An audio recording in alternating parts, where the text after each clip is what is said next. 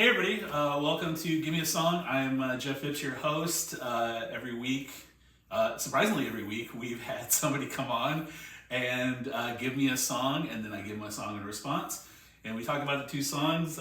In advance, I want to tell you should listen to the songs. I'm not going to play them on this podcast because I don't want to get demonetized. I also don't want to get copyright strikes on YouTube. They're very big fans of that. So I'm sorry that, if you're like turned off by the podcast because you don't want to listen to songs, but you should. These are good songs. People have been picking some really amazing, well thought out songs.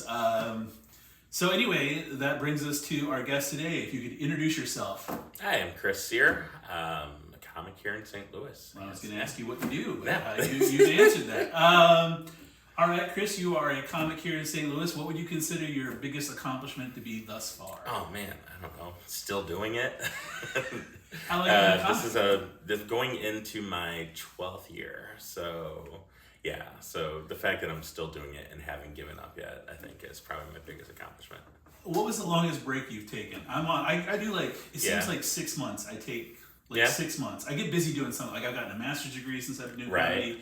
I'm in a boot camp right now learning software development. Like I've always got too many irons in the fires. I say, I do things. It's kind of like my thing. What's the longest sabbatical you've taken since you started? Yeah, I don't think I have I think taken. that's the big. I guess for one, I guess it depends what you consider a break, right? I don't think I've really taken one. There's been a point where I was in the hospital for about a month, but even then, you're still writing and sending emails, and trying to book yourself out past certain times. So no, that's good, right? If you count the business side and the out there grinding side, I don't think I've taken a break. Okay, so. No, that makes sense. That's good. Good for you. You did put out a record. Usually people lead with something like that, so usually it's no, you don't have to. I don't know if that's an accomplishment anymore. It is because yours was, well, it was 2 years ago, which is fine, but you put yours out through Helium, which is a little bit different than being self-financed, self-published. Yeah, I guess. I think my next one I'm going to do myself, I think, and then try and sell it. Yeah. But yeah, they're both equally hard, I think. I have a lot of respect for the people that produce their own. No, absolutely. And then, several of the people who have been on here recently, JC, for example, and Max Price, both, JC Sabala, I guess I should say his last name. That way people can look them up. That people can look it up. Vanilla Pino and Lost in Sauce, so if you can find them. We had Philip Cornell last week, and he made a movie. Yep. So that was pretty impressive. I got this. This is as good as it gets. For now, Yeah, right. Well, absolutely. Like I said, I do things. Maybe I'll get a fire. I'm in no position to record any amount of time, longer than a minute or something. Like a 30-second YouTube clip is just no. But all kidding aside, you do it 10 minutes right now. 15 minutes seems to be what people want to record, right? Yeah. 15 1-minute jokes. Right. Yeah, and then people just want to cut them up and put them out. What do you think? Okay, let me ask you this then. And I've asked people this before, not on the podcast, but just in private conversations. People don't realize that there's a lot of downtime with being a comic, and you're around other comics in the club, and you just end up talking about dumb things. One of the things that I'm always curious about: what is the best length of time for a set? Oh God, just for a set in general. Any set, when do I feel like I'm in the zone? I guess. Yeah, for you, but if you're watching, when is another? Okay, for you. Okay, let's start with you. It's hard for me to watch an hour of comedy. Right, so everybody doing hours, I respect it, and I'll eventually watch the whole thing. But I'm so ADD, I can't sit for an hour and watch you straight through. Some of the short form people I can do because I lose track of time. I can watch Jeselnik's full special. Things like that. I could watch Dave Attell do an hour. But Dave Attell didn't even do an hour. Remember, he had to play the kazoo at the zoo. Well, I've seen him live. And he does an hour. Right, but then there's crowd. They don't film. I mean, if you're not in that rave, they're not filming your crowd work. And you shouldn't. Yeah, you can do it. Yeah, it's hard for me to. Now. It's hard for me to sit and watch most people though. I'm a storytelling comic, and I like storytelling comics. But Birbiglia's latest special, I had to watch in 2 chunks just because I can't sit still that long. Yeah. So I'd say somewhere around that new half-hour mark that people are doing. Yeah. That everybody's recording. I think that's the new hour, and that's perfect for me to sit through. I think it's better for your material if you don't you burn through an hour, but usually that back half is just. Yeah. Some of it's a slog. I mean, you're saying you're taking a break. if it like you said, you watch Jason X new special straight through, because it's tight as all get out, and then there's no filler. There's he's not much of a storyteller. He's just like joke, and it's just easy to kind of like pay attention to, get into everything else. I think. But my theory is 45 minutes. Yeah. Like, that's the perfect length of a special. It's the perfect length of going and seeing somebody live. And then, I know we've seen a lot. I've seen infinitely more headliners than I have, because I can't do it. I will get up. Can't do it. Yeah. And I'll walk. It's like, okay. And then you can see it's like, okay, your tight 30 minutes, which is like your best stuff. Right. They always say your closer's your best. I don't believe that anymore. I really? I don't. I think a lot of people's closers aren't as... I'm not to say that they're bad. Yeah. I just think that like that opening joke is way funnier usually. Well, than like the a opener closer. is like to hook people, right? Yeah, to get you to listen. Right. Like my back half is a couple longer bits. Yeah, because it's like I've got you to listen to me this long. Now it's for me. So, and I think there's something to be said for that. So Yeah. it's like when I'm going, like I'm at a club or whatever, and it's like, okay, I can see it. Like you pick it up. It's like, okay, this is your back half stuff. Right. This is for you. This is. I've seen a comic like pull out a phone on stage. Here's some ideas I'm working on. It's like, dude, you're headlining right now, Yeah. and you're doing this. And I was just like, I guess you don't want to go, you don't want to do open mics anymore. Okay, that's fine, but like, Right. these people paid to see you. It's Sure. weird. yeah, whatever. for some comics though, they don't have time to like get out and work Yeah. new stuff, so they'll Right. throw it in, and Yeah. they're usually upfront with the crowd. And Right, but going to your yeah, but when you see like, I'm trying to think of an example. Hannibal Buress was here recently, right? Yeah, When you see Hannibal on stage at Helium, he's working something he's going to Right, record. yeah. So sometimes you got to get out your notes just to see how it works. Yeah. Or other times they're just getting older. Like I saw Janine Garofalo, like 5 years ago here. She brought notebooks out and just said, I'm in my 50s, I'm going to need a notebook. We went to Chappelle Rock. I guess 2 years ago now, whenever they were here, and Chappelle was late, like it was a whole story. Yeah. Rock had teleprompters, and then for like Chappelle it was a countdown, but for Rock it was prompts, but he had to do an extra 30 minutes because to cover for him. Yeah, but it was just like I'm not opposed to people having like a word. And that's fine, like a set list. Sure. I'm not like one of those like purists. It's like you go up there with blanks. Like I'll have the phone up, and I'm saying all this just to say I'll have my phone on with a list of words, to prompt myself, and that's okay. But like when you're actually like picking it up and like reading the joke you wrote. Oh yeah, that's. I've got beef with that. It's a bit much. I don't like anybody reading, regardless of how new you are. It's like, if you're reading to me, just email me the joke. I guess it's poetry at that point. But I don't know. I sneak notes on stage. Yeah. I generally tape my set list at the back of my phone. I don't have a problem. And with I set it on the stool. Yeah. So I'll do that. Don't have a problem with that whatsoever. If I'm recording, like when I recorded my album, I had a full set list with optional jokes in it too, because you're recording, so you have the option of like my crowd knew I was recording. Yeah. So there were points where I just stopped and I reset and I told a different joke. You didn't do 2 nights like a lot of people do? So since I was recording at Helium, I did 2 shows the first night that were both full sets for recording, and then I featured the rest of the weekend there, and we recorded the sets, and then I did alternate versions of jokes we could cut in. Oh, okay. That's cool. Yeah. So here, give me a song. You said you've watched the show or listened to it or whatever. Do you need to hear the backstory, or are we good? No, I'm good. All right. I told the backstory Yeah, a it's lot. a bit like Batman at this point. We don't need to know.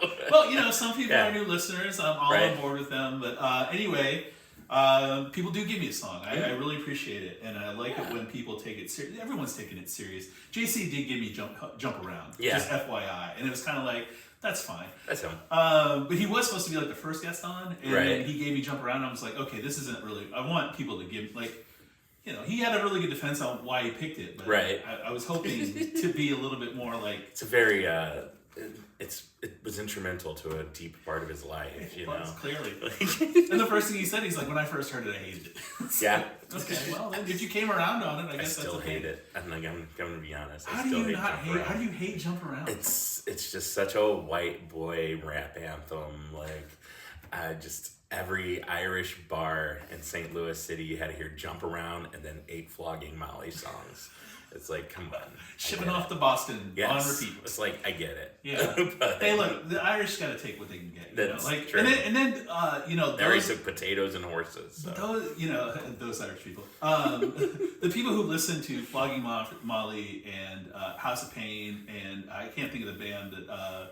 Mighty Mighty Boston. No, it's not Mighty Mighty Boston's, but Shipping Off the Boston people. You know, like those bands, they don't listen to like Fontaines DC. Right. And that's like, they're as Irish as you can get. True. And they're amazing. I love every minute, everything that they do. I've got a friend who's in Ireland that we talk on Discord. I was like, you know, I'm like, I love this band. He's like, oh, me too. And I was like, what about House of Pain? Yeah, there you go. Throw it right in. Let's get to the original Irish music. Yeah. House of Pain. And Everlast wasn't even, whatever. So give me the song you gave me. So I went with Vincent, Starry Starry Night by Don McLean. Because it's a sad song.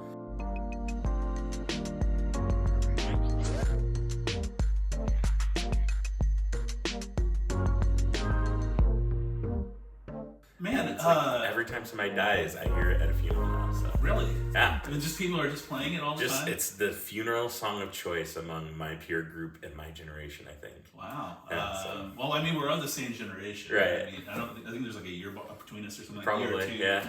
yeah. Never heard it at a funeral. Really? I really haven't had a lot of people I know have died. Yeah. I mean, I have, but not like friends. Right. I haven't lost. It is the perfect PowerPoint presentation song. Right? Like if you're at a work event or an awards ceremony and you got to do the PowerPoint presentation of people who have passed this year or whatever. I go to different work events probably than most people. Clearly, you are. How many people are dying at your work, you know? It's very dangerous. Very dangerous. Stand-up comedy and software development are both high-risk jobs. Apparently. But I enjoy it. So. I do want to point out, quickly go listen to the song.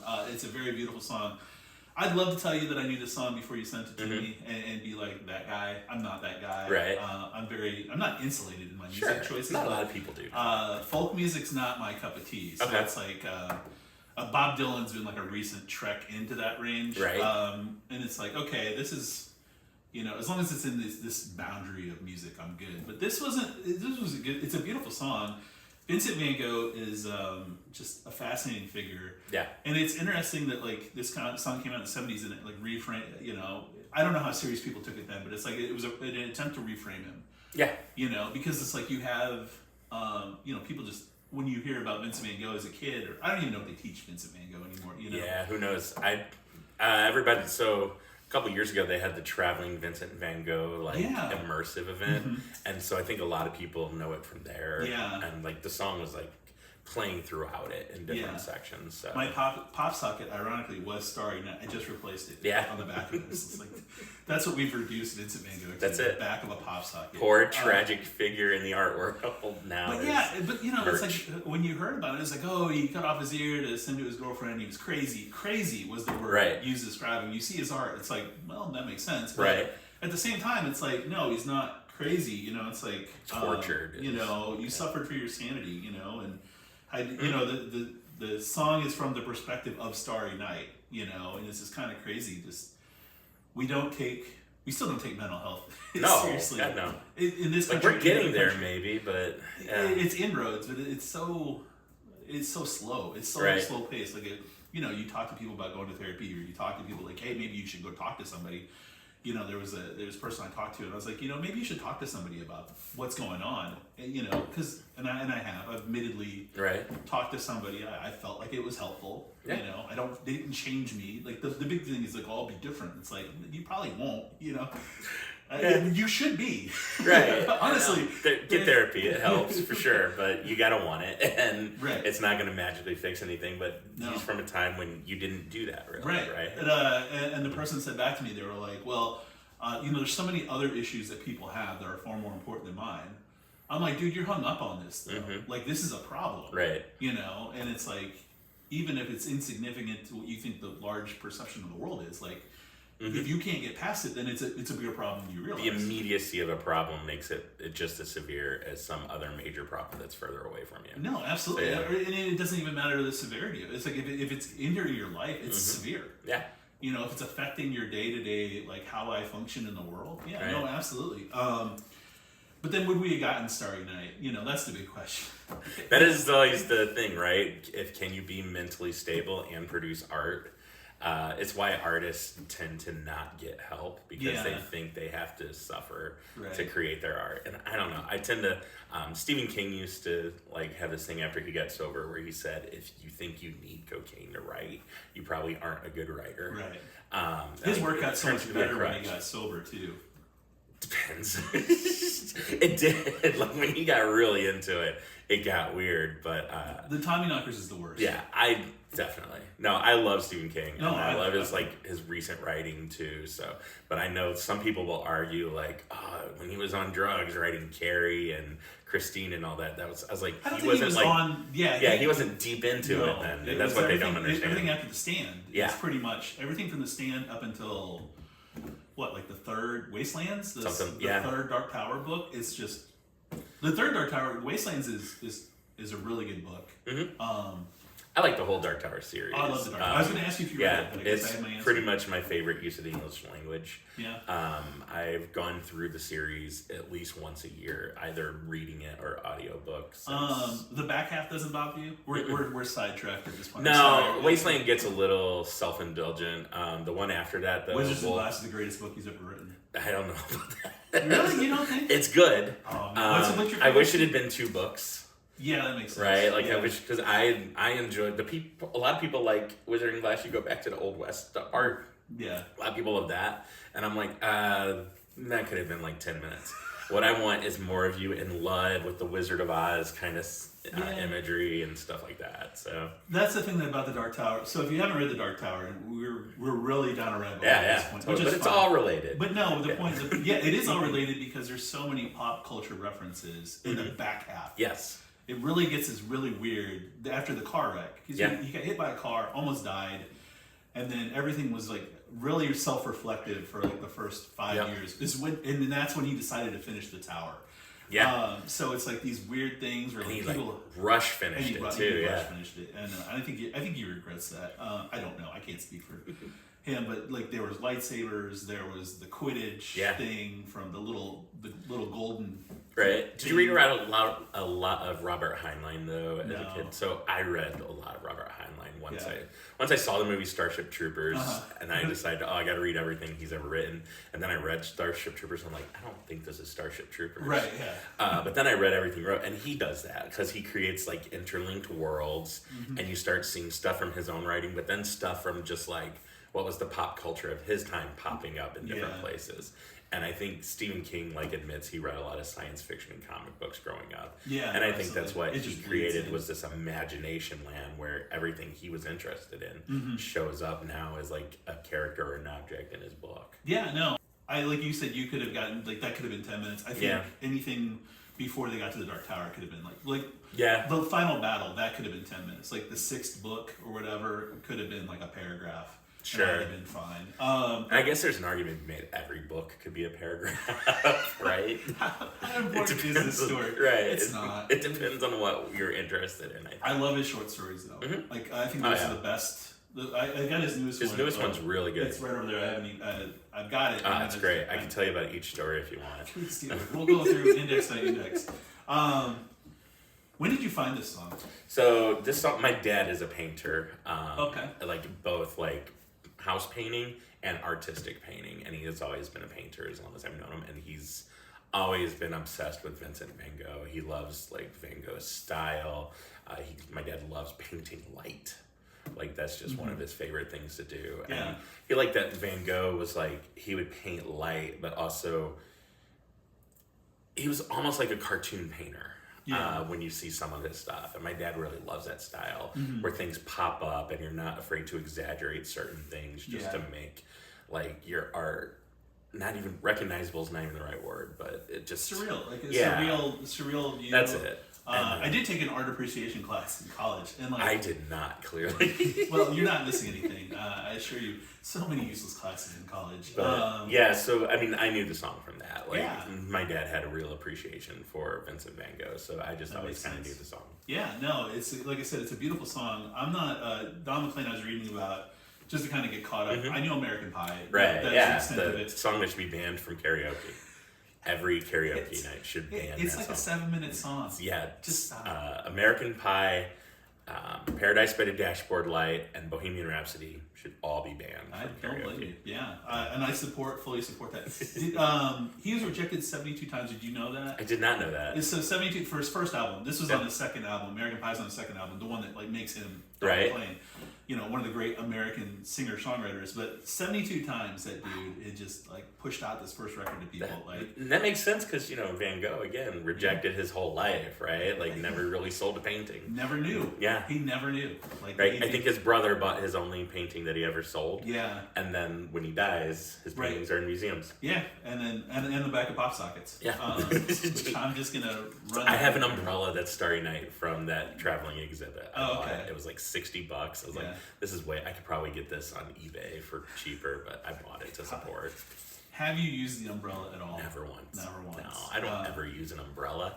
No. I subscribe to the ghost dog way of the samurai philosophy about rain. Yeah, you're gonna get wet no matter what. Just calmly walk through it with a hood on. There's a whole generation of people who will never see Ghost Dog and never see Way of the Gun. Really bothers me. And they because you tell them about it and then they see it and they're like, how did I miss this? And it's like, well, Way of the Gun was in the theaters for like 2 minutes. Yeah, exactly. And Christopher McQuarrie is now one of the most famous directors on the planet.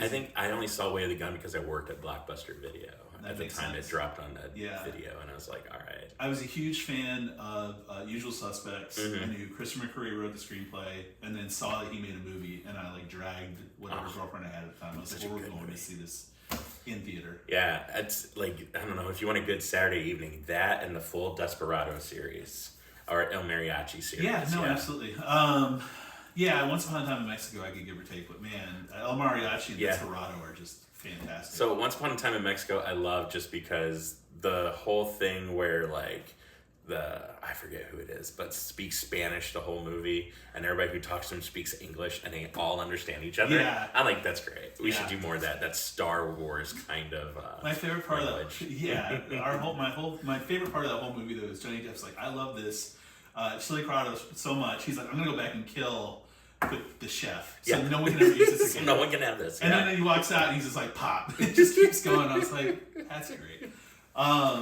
It's called capitalism. This is the most Gen X version of this podcast. Good. Ever. I mean, we're saving it. We are just in it. We are into every pop culture reference is like us and like 45 other people we know are going to get. That's no it. one else. Speaking of, is there any like lyrics that like really mean anything to you before we transition, or like? I don't know. So I love the whole song because it is a description of how Van Gogh paints, and it's like how he interacted with the world. But I think the thing that always stuck to me, like, because when I was in high school and college, I was super like, artists have to suffer. And I wanted to be a writer. I was a playwright. I write novels. Yeah. Like I wanted to be a writer. So the whole thing on where is it? It's that last verse where the last verse is on the back. Yeah. There it is. Yeah. So it's just like everything's like you try to convey a message. No one understood your message but you. But now I'm in a space. And when you tell me how often he was rejected writing his album, I'm like, this makes sense. Yeah. Like now I felt that rejection and that struggle to make my art known. So I get you. And then you're saying a comic. You don't Jesus Christ. I know what rejection is 100%. Like, I get you, Vincent. The fact that these bookers won't email me is exactly what you were going through. I gave them my availables. I sent them a clip. You cut off your ear. I allowed comments on a YouTube video. It is the same suffering. But yeah, that whole last verse of just like, I get you. No one else will. I have one clip of me doing stand-up. I don't know how well you know. I know you know a few of my jokes, but one of them is like, talking about how like people are just casually racist to me, It's like and it finishes off with like, I was given an arrow as a gift. I really was. That's true. Oh man! Everything up until then is just jokes, right? But I was genuinely given an arrow by a girlfriend's dad. 17,000 views on Instagram. Wow. 3 negative comments. See, that's how it works. And and all I responded to them was like, thank you for That's watching. all you do. Yeah. It's just like, I always nice to meet a fan. Yeah, thank you. I wrote a play once, and it got nothing but good reviews. None of them are good reviews. One review from the Ladue Times, which or Ladue News, if you've ever read the Ladue News here locally in the St. Louis area, it's a stroke mag for real estate agents. I don't even know if they still do a print version, but it was made so like the trophy wives of lawyers and stockbrokers could get their houses shown to their neighbors, and they could all just like jerk off all over the... It's just clean, I forget. So they could all just do it. It isn't, but it's fine. So they could all just like do what they want to on the images of each other's house, but for some reason they reviewed theater, and they went to and it was like the first full-length play I ever wrote, because I usually write short form, like one acts, because I think the true depth of a human soul can be revealed in one act. You don't need a 3-act structure to get to the point of what's really troubling a person. And it's just this comedy I wrote. It was basically King Arthur's Court, but written by the producers of Police Academy. Okay. That's all it was. That sounds like a great time. Everybody seemed to think so, except for one guy who wrote for the Ladue News, who wrote that it was ridiculously long, overly long, ridiculously derivative, and unfunny. And I still to this day, I don't remember most of what the other reviews said. I remember that enough to drop that quote. Yeah. And I know his name. I won't call him out by name because I want him to die in obscurity. But like it was brutal. And so I get it. Like I remember that. Yeah. I did mark. I do mark every once in a while. I marked. Now I understand what you're trying to say, how you suffer your sanity, that thing. And in the end, you mentioned that same last stanza, it's like how you tried to set them free. They would not listen, they're not listening, perhaps they never will, but it turned out that they did. He died, he didn't know. He didn't know. Like, oh, man. And Don McLean, I mean, so you didn't know this song. You know American Pie. Yeah. Everybody knows American Pie. Everybody knows that American Pie is about the death of music up to a point, and how American music pivots and becomes something else after that. Yeah. After the night Richie Valens and Big Bopper and Buddy Holly died. Right? I mean, he literally called it the night the music died. Yeah. He didn't call it that before that. And then it was like afterwards. Like he pivoted, so obviously he knew how to be a touchstone in American culture and just didn't know it. Right, yeah. Right, so but I mean, every artist gets that. But we figured it out for Don McLean in time to make sure that, he sold millions of records and did well for himself. Did we? How do we know that's really the same Don McLean? He could be a lizard person. I've been reading a lot of lizard people stuff lately. It permeates pretty quickly. What do you think of the Paul McCartney thing?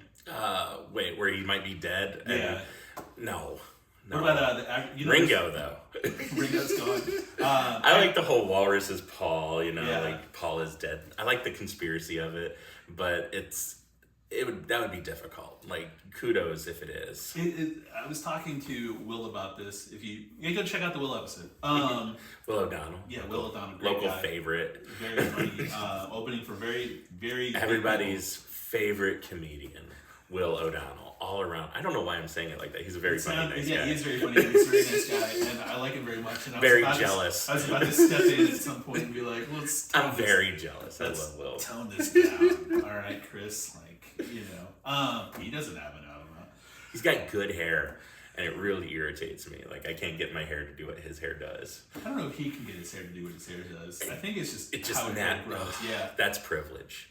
We were talking about this, and it's the one thing that fascinates me is now on the internet everything is an instant meme. Everybody knows it, like the cool guy or whatever. Right. Like that's the thing now, and that's really it got old quick, but it'd be around for a while. Or the frog when Trump first started off, but like that we both know that the Paul is dead thing, but they knew that in the 70s. Yeah. Or they also knew in the 80s that if you took Dark Side of the Moon and the Eyes synced it up and it synced up, and it's just like. How? I still don't understand the connect. It just took longer, but it stuck around longer too. It did stick around longer, but where was how did it permeate? I'm always schoolyards. Schoolyards. Schoolyards and weed guys. Yeah, the 420 thing too. That was another thing. It's like. I mean, drug culture. People standing in a circle getting high, and then going somewhere else, standing in a circle getting high. Like it's basic epidemiology at that point. You're just infecting. Did you do when you were in your 20s and 30s? Did you do a lot of pot? Did you have a code word? I didn't do a single drug until I hit my late 20s. Still haven't done any. Like, oh no, I have rocked drugs. you I have mastered drugs. It used to be my favorite thing though when I lived with roommates was like they all got high and did whatever, and I purposely didn't, and then I would fuck up their trips. There was nothing better than a room full of people on LSD, and you just sitting there and decide you're going to start laughing for no reason. Yeah. To see if you could get. I did that once, and the guy threw an ashtray through a TV, and I was like, okay, I'm done playing with people about this. I'm going to get killed. First time somebody ruined one of my trips, I totally wish I could go back and apologize to everybody. Right, yeah. But no, so when I started doing it, I didn't need a secret word. I was an adult. I was like, I'm going to get high. I just told people, I'll be back in a minute, I'm going to get stoned. It was funny though, the 420 thing, my friends had talked to Tony. That was the cub, but that was actually the name of their weed guy. They were going to go talk to Tony, but then they would just tell other people, it's like, oh, I'm going to go outside and talk to Tony. It's like, nice. That was their My roommates was always play Jihad. Which was a card game. It probably was still racist, but it wasn't like intentionally like we're gonna start a religious war. Is that racist? That's just like a religious. So they changed the name of the card game because they felt it made light of a religious term. Actual jihads. Yeah, and I was like, I think we can make light of crusades and jihads as much as we want. Yeah, like no one would ever change the name of anything named crusades. No, we tried. When people started saying crusade, like to throw it around casually, it's like people start saying, that's a tragic thing you shouldn't bring up. It's like, maybe we should just get rid of it. Anyway, that's not for me to say. If your culture was plundered by the Knights of the Round Table in an attempt to find the Holy Grail, I apologize. But anyway, so we would all play this card game about vampires, basically. And everybody got high while they played it. And it was called Jihad? It was called Jihad. They changed the name to Vampire the Eternal Struggle, which is kind of a mouthful. Yeah, I think the Eternal Struggle would be better. I don't But so I think that's all Jihad means. It's like, it was the Eternal Struggle. Yeah, it's not like a literal translation, but that's what they went with. No, I think that is like a literal translation. Now that you've said that. So it's about a vampire war that constantly, this is me nerding out. Yeah. It's about a vampire war that constantly goes on in the shadows that humanity never knows about. Thank God. And we made a card game out of it. It would just be, if we did find out of it, it would just be so omnipresent. It'd be like, did you know this vampire war has been going on for decades? And then we'd have to talk about it. One of the rules about the vampire war is you don't talk about the vampire war. Yeah. So then you shouldn't be able to play the game. That's, you know what? That's the height of the irony of the game. Well, that was the irony of Fight Club. You know, it's like the first rule was like, and then the meetings kept growing. It should just be me beating myself up. The only way to win is not to play. Right. But I'm saying though, like, you know, if he was, Tyler Durden the entire time, Fight Club should never grown. Here's the thing: is he Tyler Durden the entire time? Yes. Or is he the narrator the entire time? He's both. He's got an issue.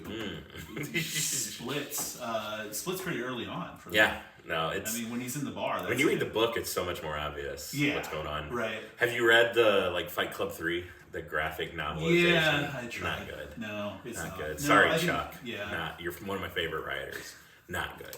I've read like a handful of his work, and I was just like, okay, I think people took Fight Club and made it to what we think a Fight Club is now. And sometimes people need that. Like, they need an editor. Right. You know? Well, see, and that's what's starting that. I mean, just to bring it back, though, this what we're doing is what this song's about. It's like whatever you create, it's going to be torn apart by people who might not get what you're trying to do. Yeah. Right? Like, because Pontiac's probably sitting there going, with Fight Club 3, I made my point even better. And we're like, no. Your point was made actually by, what's his name? The director. Oh. Fishner. Fincher. David Fishner, who's an amazing director. So we're all over the place. We're talking about mental health. We're talking about like just massive references to all these things.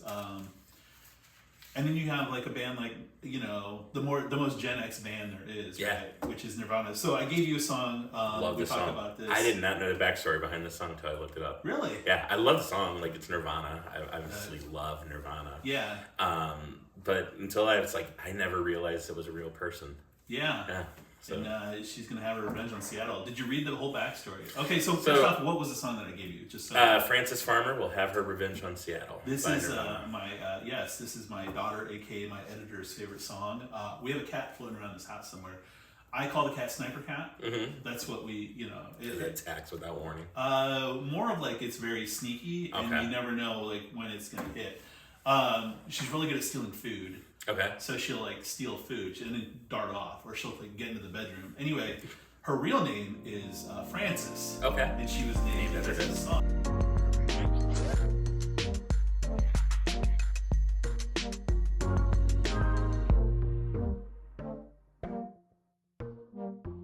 So what did you learn about Frances Farmer? Crazy, maybe a crazy person, maybe not.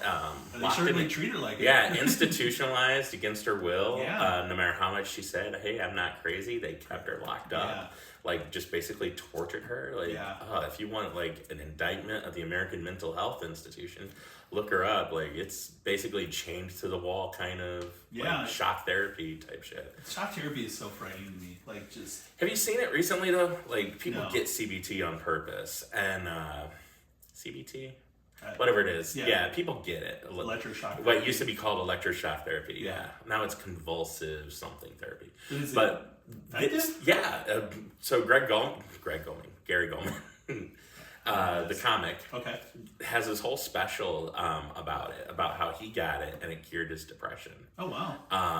And so I was like, that can't be real.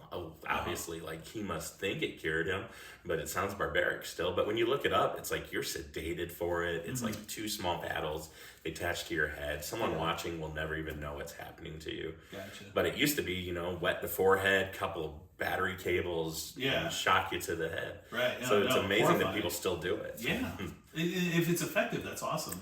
They figured out how to do it without, like, before it was all guesswork. Yeah. Right? Like, you just rank up the voltage. That didn't work. More voltage. Yeah. Now they know so much about how the brain works. They know exactly how much electricity to push through. Which probably isn't where to that press much. it. Yeah. Oh no, it's very light. Yeah. Yeah, you putting your finger in your light socket's probably way worse than what they're doing to you. I try that every once in a while. It really hasn't helped anything. That's how I wake up in the morning.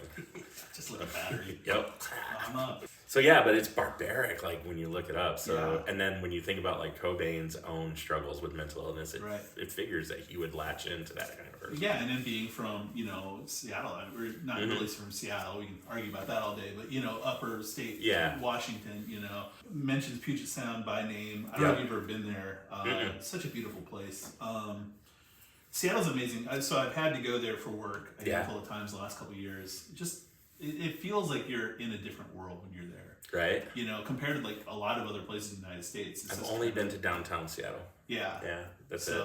No, I've been kind of all over, like, Redmond, obviously, for work. Right. You should be able to figure out what company that is, if I tell you that. Hi, Bill. Right. But yeah, so, you go there, you see this, and then the people there are off. Portlandia is a show, and they're not that far away. They're in Oregon, but they're same close culture. enough. Same culture.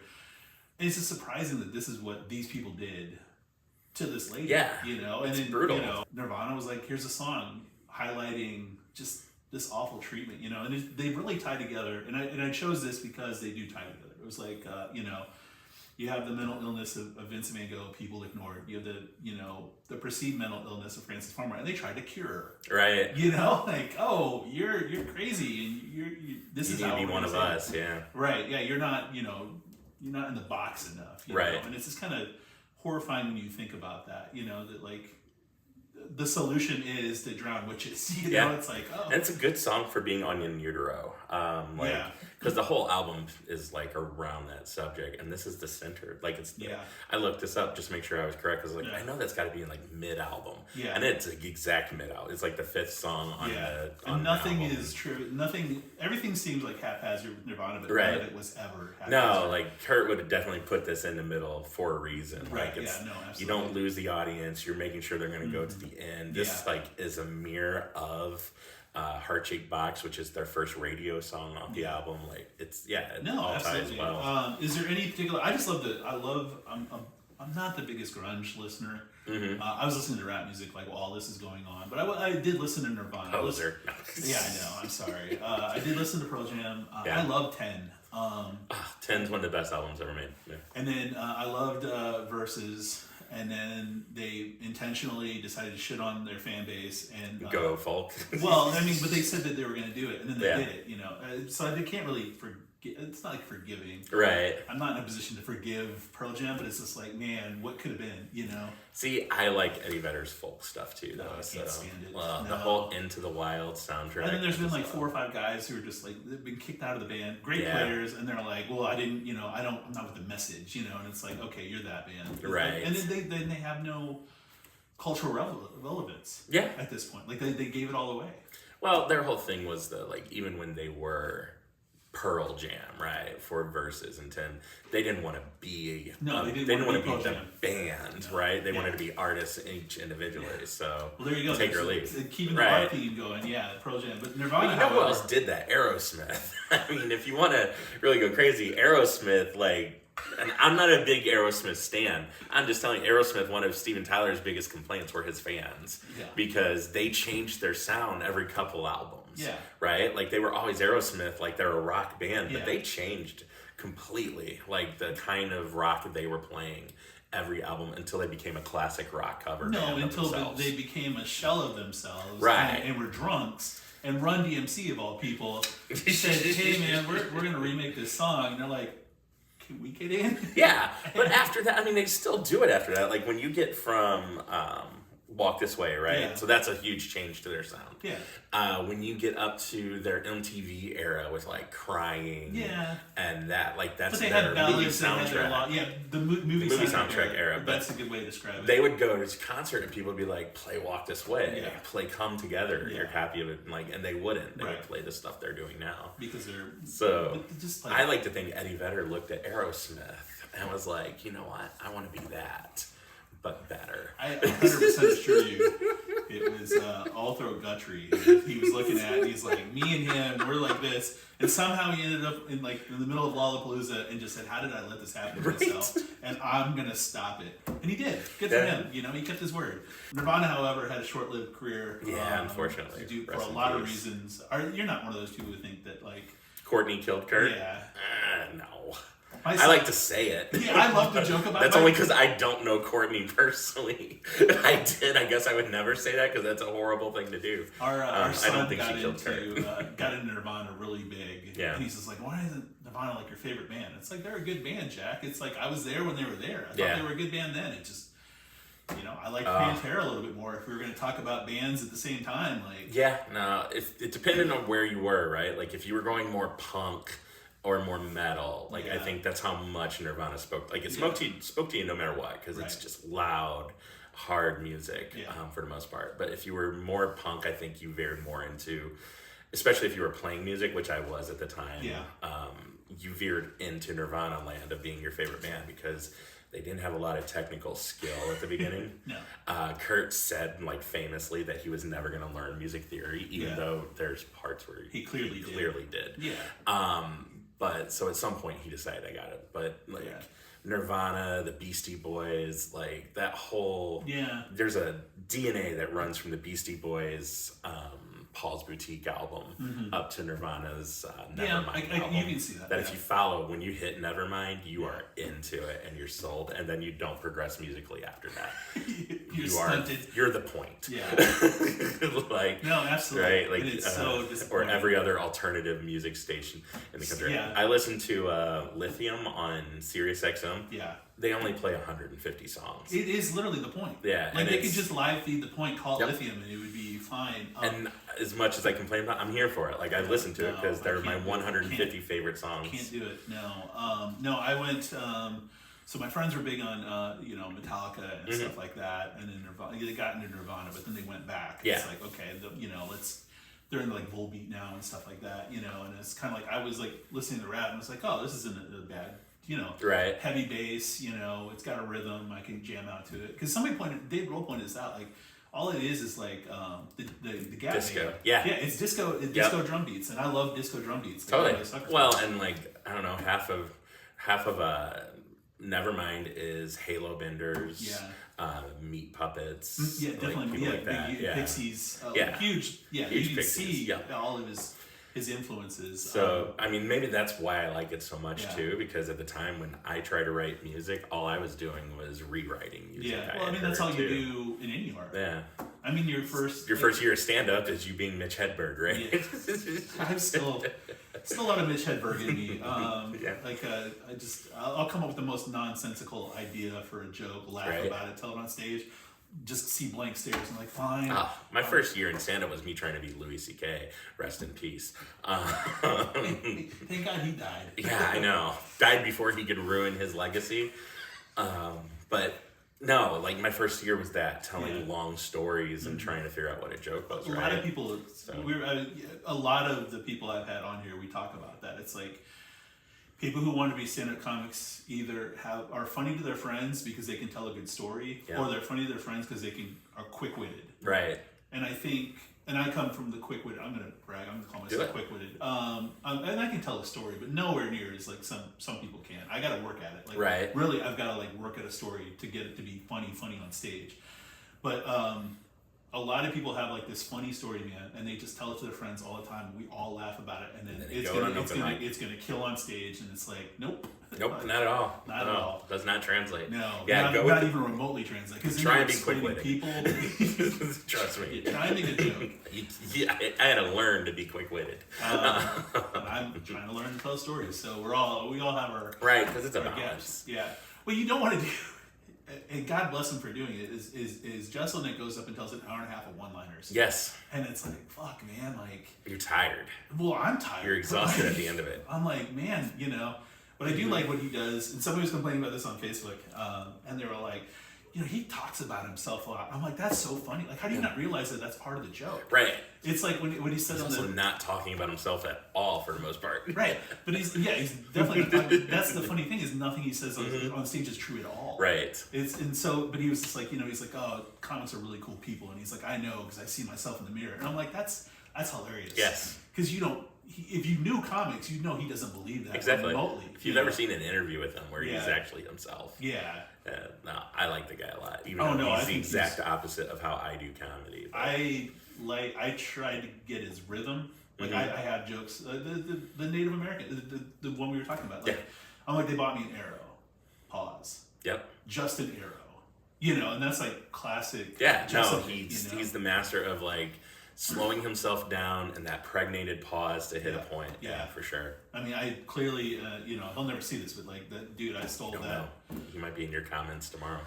I did repost like a thing that he did, and he had saw it on Instagram. Yeah. And I was like, there's an invitation, like, jamming him now. Yeah. I used to have a blog where I reviewed every book I read for a year, and I stopped doing it once I read this book, and it was supposed to be like this decent sci-fi first novel from somebody.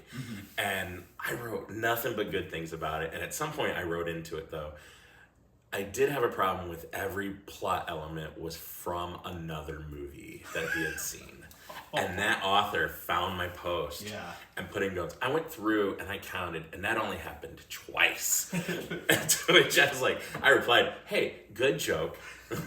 Or a good book. Glad you Google yourself like I do. Yeah. Also, I thought it was a fine book. You did it 9 times, and here's where. And I got into an argument with the author of this book, and I realized halfway through, I'm like, this poor guy. So I stopped ever criticizing people online like that. If you're ever going to argue with any kind of artist, it's going to be an author. Oh, yeah, totally. No one else. You didn't get what I was going for. A stand-up comic might... like a one-liner, like something, some of the people are more clever than I am by saying like, oh, like something smart ass or something, and let it go. Musicians are never going to give you the time of day because you don't understand. Totally. And stand-up comics just eventually going to go, whatever. Yeah. You know what? You don't even know how to write a joke. It's funny. You're not even funny. Yeah. When have you ever done anything? Do an open mic. Yeah, we'll see then. Yeah, but an author, oh no. Oh, yeah. Like they've got nothing but time and nothing but words. And that was the very last time I was ever like online. I'm going to criticize someone who's just trying. Yeah. Unless you're actively trying to be shitty, like then I'll call you out. Or you're like a critic, like you decided to become a critic, which I think is a weird choice. Depends on what kind of critic you are. If you're like critical theory kind of critic where you're analyzing how a film shows the history of all film has led up to this and where you're paying them, that's one thing. Yeah. If you're like, I didn't like Hot Tub Time Machine because hot tubs are fucking stupid. No, go do something else. But all that's to say, you never know who's going to see what you post. That's true. Yeah. It was 1:30 in the morning, and I got the ding in my Gmail that a comment was left by the author, because obviously I have those alerts turned on. And I went back into my own blog at 1:30. I got out of bed to go read the comment and reply, and started a comment war with this poor guy on his first book. He wrote 2 more after that. And no more?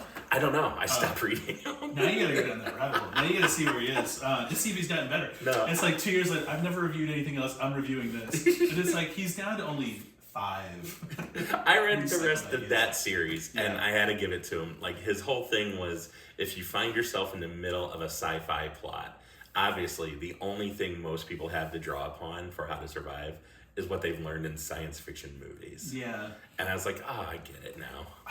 The meta commentary in movies about movies, I mean, it worked for Scream, but it's like, we can stop now. Shaun of the Dead. I think Shaun of the Dead was the end of it, because I really liked Shaun of the Dead as that same kind of Scream theory of this is what you learn from movies on how to survive. And I think Simon Pegg and what's his name, Edward Frost, I think as characters they did it, and I forget who wrote it. It was Simon Pegg and someone else who wrote it. Yeah, the guy who directs them. Yeah. The Coronado guy. Yeah. Right, and the 2 of them I think did such a good job. Yeah, no, that's the guy who drives the Baby Driver in oh my god, it's gonna drive me nuts. It's Scott Pilgrim, which is like, if I'm on a plane, I have a 85% chance I'm watching Scott Pilgrim vs. the World. Such an easily distracting. I could watch that. I watch that like once a year. It's vignettes that all tie together as a movie. I just love it. Is there any particular? There's not a lot of lyrics. No, but the chorus is. I mean, I've always liked that. Just I miss the comfort in being sad. Yeah. How 90s is that? Like, that is Gen X right there. It's like. Absolutely.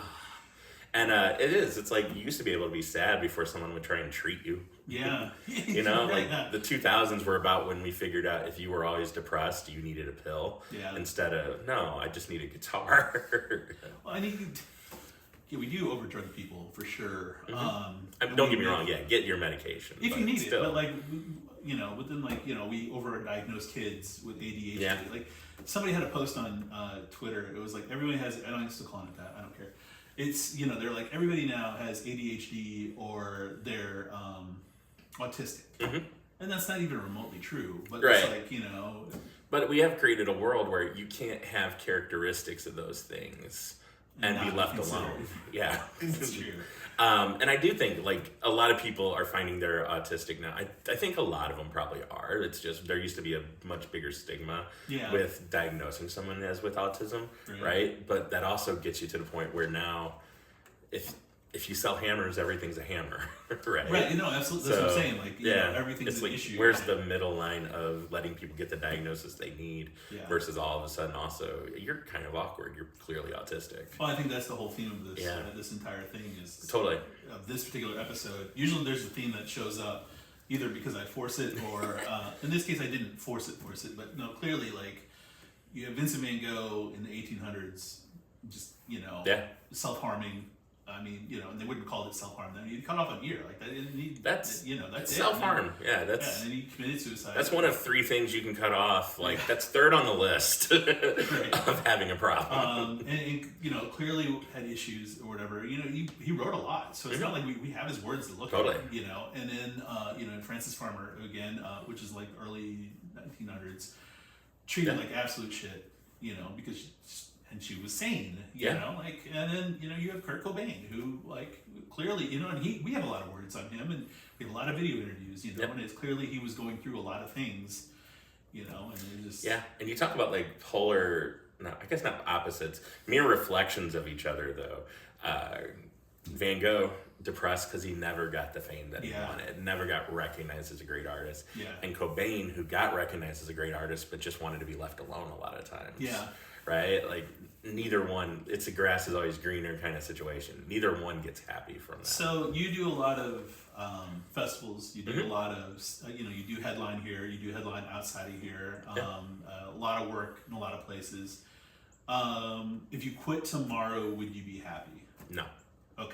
So I mean, I'm always almost about to quit, so. But you have, like, you have a lot of places you'd like to go. Yeah, I never know where they are because it changes. Yeah. But I know, like, I headline now in some places, I feature in some. I'd like to just be a consistent headliner everywhere I go. don't know what that means for me. Like, I'm getting further along in age than most stand-up comics. I made up for that by starting later, by working, like, and it's probably a little conceited to say, but if you look at my first few years of comedy, my record shows it. I try to work harder than most people who start. And I almost killed myself doing it by just not sleeping, by still having a day job and being out and traveling till 3, 6 in the morning every time. Like, there were times where I would go to a show somewhere like Nashville and come back the same night so I could be at work the next day. Yeah. And that means getting home at 6 a.m., taking like a little too much Adderall and going to work at 8 a.m., right? Which I don't recommend, but that's how I try to make up for the fact that I had 5 to 10 years missing from when I started. So now as I get older and I realize that's not possible to keep doing every time. It's not healthy for sure. Right. You got to rethink like what success means. And I think consistent headliner, no matter where I go, had invited to headline festivals, maybe not like huge ones, but the festivals I get into, I think I could headline. No, absolutely. I mean, you get stuff like that. You know, I'm not, because you're here, I'm not going to say, I'd say to anybody, it's like, you should be headlining. Like, that's, Thank you. I think once you cross a certain point, it's like, you're just that, you know, and it's like, why aren't you seeing it, you know? Right. And that's like one of those things, it's like, I should be, you know, I should be a lot more, but I'm not physically there. So it's like, I know why I'm not, you know. Right. A lot of it is like also accepting that it's beyond your control. Yeah. Right. Like, you can work as hard as you want. There's the, what is it, the 3 legs of a stool, right? It's one's your work ethic. Right. One is the luck of someone seeing you. And the third one is what the public wants at any given moment. Right. And we're in the Instagram mode where the public wants people who, I won't say they're doing memes on stage, but they're doing some of it's pretty close. Right, and that's what people want because that's what they're seeing in their feeds all day. Yeah. And until we get out of that, like if we get out of that soon enough, I think we get a break. Like people who want to go back and do like old school comedy, we get a break where maybe like we pivot back towards that. So, but those 3 legs, like you can only control your work ethic. The other 2, you're just at the mercy of other people. No, I agree. So once you accept that, then I think you can make plans. Right? Like it's like contingencies. Yeah, like I think right now every comic working, if you're serious about it, I think you can plan on doing some kind of recorded special somewhere. Yeah. Right? Like Netflix, maybe not Hulu, but so many people are doing comedy specials that you could get one in, and then you never know what's going to hit. So the trick is getting out there and getting that out there. Yeah. So that's my next step. And then after that, I don't know.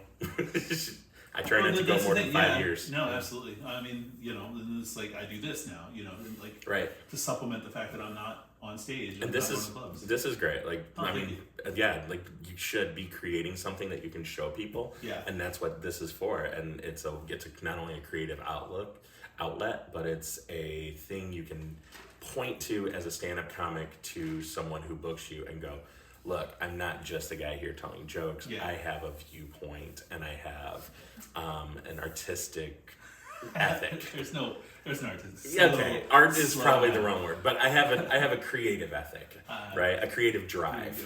You have a creative drive. I'm just a guy talking to people about songs. Look, I had a podcast for 8 years that eventually got to me updating every 6 weeks. And it was just audio. Like all I literally had to do was sit in front of my computer with Audacity open and a controller box and a microphone and talk for half an hour. That's all I did. I didn't do anything fancy. Yeah. And that got to be too much for me to do. You set up multiple cameras here and and you have somebody editing it. That's way further ahead than what I did once I wasn't on the radio. So. Yeah, no, I get that. I'm a lot of self-deferential humor kind of person. Not really on stage. Actually, I'm just kind of like a cocky asshole, but it's kind of my lens. It's really there's a duality of man. You know, if only we had some art. Oh yeah, we only had something to reference to. Yeah. Thank you so much for coming. No, this is fun. Thank you, Chris. You're gonna look at this camera. You're gonna plug your social medias. Plug your album. It's a good listen. Everyone should check that out. Okay. And it's a good point to get into for Chris here. Learn about some eagles. Sure, totally. Oh man, Eagles. You're gonna learn some things about Eagles and Bears, and not the band the Eagles.